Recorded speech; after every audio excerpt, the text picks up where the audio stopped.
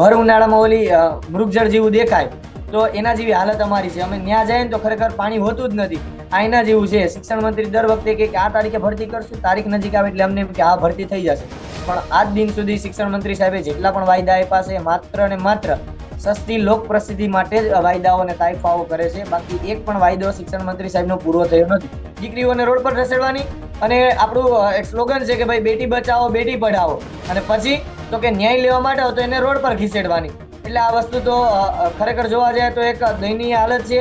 Direct એવું જ કીધું હશે કે ભાઈ ઉમેદવારોને ઉઠાવી લેવાના, રજૂઆત નહીં કરવા દેવાની, તો જ રોડ પર ઢસેડવામાં આવે. અને જો એટલું જ બધું જો ઢસડવાનું હોય તો એ લોકોને ઢસડો ને જે ભ્રષ્ટાચાર કરે છે. બેન, શિક્ષણ વિભાગમાં ઘણી જગ્યાએ એવી અત્યારે ભ્રષ્ટાચાર ચાલી રહ્યો છે. વર્ગખંડમાં જઈને એને ભણાવવામાં જો રસ ન હોય તો એને શિક્ષક રહેવું જ ન જોઈએ, અને હું તો કહું એને છૂટા કરી દેવા જોઈએ.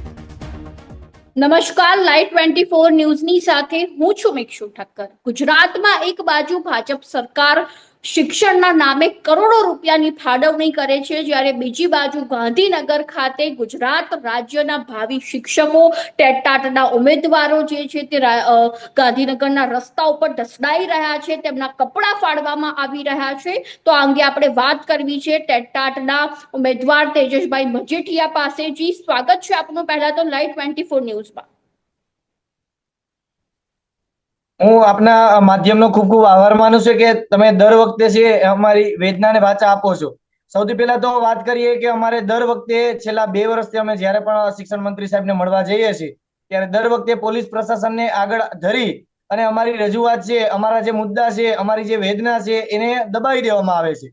તો અમે શિક્ષણ મંત્રી સાહેબને કહીએ છીએ, અને તમે જે દ્રશ્યો તમે જોઈ શકો છો એ દ્રશ્ય કોઈ પણ વ્યક્તિ જોવે તો તમે જોવો તો દીકરીઓને રોડ પર ઢસેડવામાં આવે છે, કાંટાળી જે વાળ હોય છે ઓલા તારવાળી એમાં ધક્કા મારવામાં આવે છે.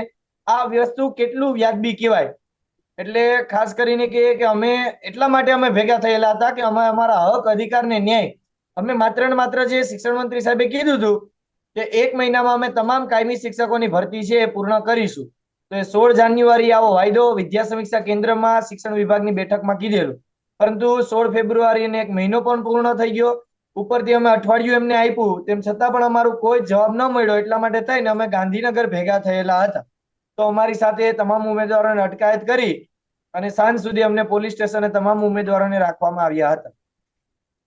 જી, છેલ્લા 2 વર્ષથી વર્ષ 2023 થી આ ટેટાટનું જે આંદોલન ગાંધીનગર ખાતે થઈ રહ્યું છે, ટેટાટના ઉમેદવારો રસ્તા ઉપર ઉતરી આવ્યા છે. તેમની માત્ર એક જ માંગ છે કાયમી નોકરીની. છતાં છેલ્લા 2 વર્ષથી શિક્ષણ મંત્રી શું કરી રહ્યા છે? હવે એ તો આખી દુનિયા જોઈ રહી છે. શિક્ષણ મંત્રી સાહેબ છેલ્લા 2 વર્ષથી શું કરી રહ્યા છે એ બાબતે વાત કરવી છે. ઉમેદવારો છેલ્લા 2 વર્ષથી રોડ પર ઢસડાઈ રહ્યા છે, અને શિક્ષણ મંત્રી તો ખાલી વાયદાઓ, તાઇફાઓ બસ માત્ર ને માત્ર કહી રહ્યા છે. સૌથી પહેલા તો એમણે એવું કીધું હતું કે અમે દર 15 જૂને કાયમી શિક્ષકની ભરતી કરીશું. 15 જૂન આવી અને શિક્ષણ મંત્રી સાહેબના કાર્યકાળની 15 જૂન આવીને જતી રહી. પછી એવું કીધું હતું કે અમે ડિસેમ્બરના અંત સુધીમાં ભરતી કરીશું. ડિસેમ્બર પણ આવીને જતો રહ્યો. એની પહેલા એવું કીધું કે દિવાળી પહેલા અમે ભરતી કરીશું. દિવાળી પણ જતી રહી. પછી જાન્યુઆરી મહિનામાં એમ કીધું કે 1 મહિનામાં ભરતી પ્રક્રિયા પૂર્ણ કરીશું. એ પણ જતું રહ્યું. એટલે માત્ર ને માત્ર વાયદાઓ આપવામાં આવે છે, અને અમે જ્યારે આંદોલન ગાંધીનગરમાં કરવા ભેગા થઈએ છીએ ત્યારે અમારો મુદ્દો છે એ ધ્યાને લેવાય છે અને બીજા દિવસે એનું નિરાકરણ આવે છે. તો અમે 24 તારીખે આંદોલન કરેલું. એના પરિણામના ભાગરૂપે બીજા દિવસે શિક્ષણ વિભાગમાં બેઠક યોજાય, અને 1 દિવસ બાદ એટલે કે 9 થી 12 નું છે એ લોકોએ શિક્ષણ વિભાગે એવું કીધું છે કે 10/3, 15/3, 25/3 અને 30/3 આવી રીતે અમે 11/12 સરકારી, 9/10 સરકારી, 11/12 ગ્રાન્ટેડ અને 9/10 ગ્રાન્ટેડ આ રીતે ડોક્યુમેન્ટ વેરિફિકેશન કરીશું. અને એપ્રિલ મહિનાના અંત સુધીમાં 9 થી 12 ના તમામ કાયમી શિક્ષકોને છે એ નિમણૂક પત્ર એનાયત કરીશું. હવે જોવાનું રહ્યું કે એપ્રિલના અંત સુધીમાં અમારા કાયમી શિક્ષકોના છે 9 થી 12 ના ઓર્ડર નીકળે છે કે કેમ. જી, સરકાર જ્યારે એક બાજુ વિકાસની વાતો કરે છે અને બીજી બાજુ જ્યારે ટેટટાટના ઉમેદવારો જે રાજ્યના ભાવિ શિક્ષકો છે તે રસ્તામાં ઢસડાઈ રહ્યા છે, તેજસભાઈ, એ વસ્તુ તો વ્યાજબી જ નથી. કેમ કે આવી રીતે સરકાર મોટી મોટી વાતો કરતી હોય કે આપણે વિશ્વગુરુ બનવાનું છે, આવી રીતે દીકરીઓને રોડ પર ઢસેડવાની, અને આપણું એક સ્લોગન છે કે ભાઈ બેટી બચાવો બેટી પઢાવો, અને પછી તો કે ન્યાય લેવા માટે તો એને રોડ પર ખીસેડવાની. એટલે આ વસ્તુ તો ખરેખર જોવા જાય તો એક દયનીય હાલત છે અને આવી રીતે ન જ થવું જોઈએ. પોલીસ પ્રશાસનને પણ અમે કહીએ છીએ કે અમે અમારા ન્યાય માટે આવીએ છીએ. તો બની શકે તો એવું છે કે ભાઈ અમને સરકાર સાથે તમે બ્રિજ બની, ઉમેદવારો અને સરકાર વચ્ચે બ્રિજ બનીને તમે અમારા ન્યાય માટે તમે રજૂઆત મૂકો. પરંતુ ખબર નહીં ઉપરથી કોણ કમાન્ડ અને કંટ્રોલ કરતો હોય છે. અમે ઉમેદવારો હજુ મસ્ત માત્ર ને માત્ર રજૂઆત અમે હજુ બેગમાં ખાલી મારે આવેદન કાઢીએ ત્યાં તો અમને ઢસડી ઢસડીને ડબ્બામાં પૂરી દેવામાં આવે છે. જી, અને તમારા દ્વારા જે ગાંધીનગરમાં થોડા સમય પહેલા જ જે માંગ ઉઠાવવામાં આવી હતી નોકરીને લઈને, તે દરમિયાન એક વિડીયો સોશિયલ મીડિયામાં ખૂબ જ વાયરલ થયો હતો અને તેમાં પોલીસ તંત્ર દ્વારા મહિલા ઉમેદવારના જે રીતે કપડાં ફાડી નાખવામાં આવ્યા હતા, તે કેટલું યોગ્ય કહી શકાય? યોગ્ય તો ન જ કહેવાય, કેમ કે દીકરીઓ છે ન્યાય લેવા માટે આવે છે તો આવી રીતે થવું જ ન જોઈએ. અને સરકારને પણ કહીએ છે કે જો અમારો મુદ્દો છે, અમે તમને રજૂઆત કરવા આવીએ છીએ. વિધાનસભાનું સત્ર ચાલુ હતું, બધા મંત્રીઓ, નેતાઓ, બધા કાર્યકર્તા બધા હોય અહીંયા ભેગા થતા હોય, તો અમે શિક્ષણ મંત્રી સાહેબને રજૂઆત કરવા માટે આવ્યા હતા. તો અમારી રજૂઆત સાંભળવાને બદલે હવે ઉપરથી કોણ કમાન્ડ કંટ્રોલ કરતું હોય, ડાયરેક્ટ એવું જ કીધું હશે કે ભાઈ ઉમેદવારોને ઉઠાવી લેવાના, રજૂઆત નહીં કરવા દેવાની, તો જ રોડ ઉપર ઢસેડવામાં આવે. એટલે આ વસ્તુ જોવા જાય તો ખરેખર વ્યાજબી છે જ નહીં. અને જો એટલું જ બધું જો ઢસડવાનું હોય તો એ લોકોને ઢસડો ને જે ભ્રષ્ટાચાર કરે છે. બેન, શિક્ષણ વિભાગમાં ઘણી જગ્યાએ એવી અત્યારે ભ્રષ્ટાચાર ચાલી રહ્યો છે.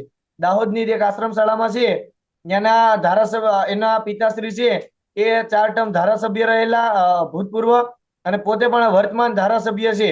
અને ત્યાં 17 લાખ રૂપિયા શિક્ષકની ભરતી માટે લેવામાં આવતા હતા. અને બીજો દાખલો એક તમે અત્યારે જોઈ લ્યો તો બિલપુડીની એક જે સંસ્થા હતી, ત્યાં સંસ્થામાં પણ એવી રીતે 210 માંથી 210 ગુણ પ્રાપ્ત કરેલા ઉમેદવાર છે. ત્યાં પણ પૈસાનું સેટિંગ થયેલું હતું અને પરીક્ષા છે રદ કરવામાં આવી હતી. તો જ્યાં ટીંગાટોળી કરવાની હોય ને ત્યાં ટીંગાટોળી નહીં કરતા, અને અમે ન્યાય લેવા માટે જઈએ છીએ ત્યારે અમારી ટીંગાટોળી થાય છે. અમારી મુખ્ય માંગો 5 હતી. એ માંગ હું તમને કહું તો ભાઈ પહેલી માંગ અમારી એ હતી કે ભાઈ 9 થી 12 નું છે ડોક્યુમેન્ટ વેરિફિકેશન અને ડીવી શેડ્યુલ પ્રસિદ્ધ કરવામાં આવે. બીજી માંગ અમારી હતી કે ભાઈ 1 થી 8 નું કેટેગરી અને વિષયવાઇઝ જગ્યાઓ પ્રસિદ્ધ કરવામાં આવે. ત્રીજી માંગ અમારી હતી કે ભાઈ 5700 જેટલા જૂના શિક્ષકો અને 1200 જેટલા આચાર્યની બદલી કેમ પૂર્ણ થાય. એના પછી જે ખાલી જગ્યાઓ પડવાની, અત્યારે બદલી કેમ પણ બંનેના પૂર્ણ થઈ ગયા છે, એ જે ખાલી જગ્યાઓ પડશે એ ચાલુ શિક્ષણ સહાયકની જે ભરતી છે 9 થી 12 ની, એમાં વધારાના ભાગરૂપે સમાવેશ કરવામાં આવે. પછી અમારી માંગ હતી કે ભાઈ 1 થી 8 માં જોવા જાય તો બેન 1 થી 8 ની અંદર અમે ઉમેદવારો પાસ છે લગભગ 1 થી 5 ના ઉમેદવાર છે 9000 અને 6 થી 8 ના ઉમેદવાર છે અમે 53,000. બંનેનો મર્જ કરીએ તો 62,000 ની આડેગાળે આશરે ઉમેદવાર થાય છે. એની સામે માત્ર ને માત્ર 13,852 ની જ ભરતી કેમ? તો આટલાની જો ભરતી કરશે તો ઘણી એવી શાળાઓ છે કે એમાં શિક્ષકો પૂરતા નથી.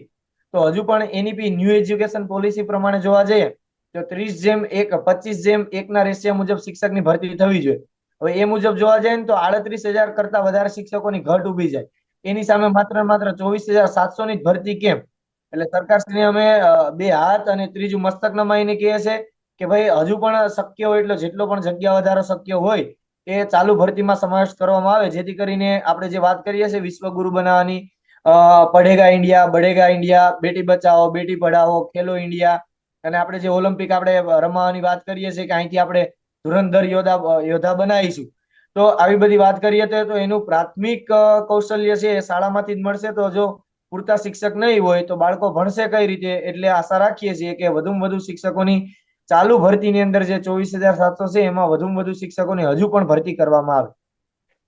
જી, તાજેતરમાં તમારા દ્વારા શિક્ષણ મંત્રી સાથે તંત્ર સાથે જે બેઠક કરવામાં આવી હતી થોડા સમય પહેલા, તો તે દરમિયાન શિક્ષણ મંત્રી દ્વારા શું જવાબ આપવામાં આવ્યો હતો?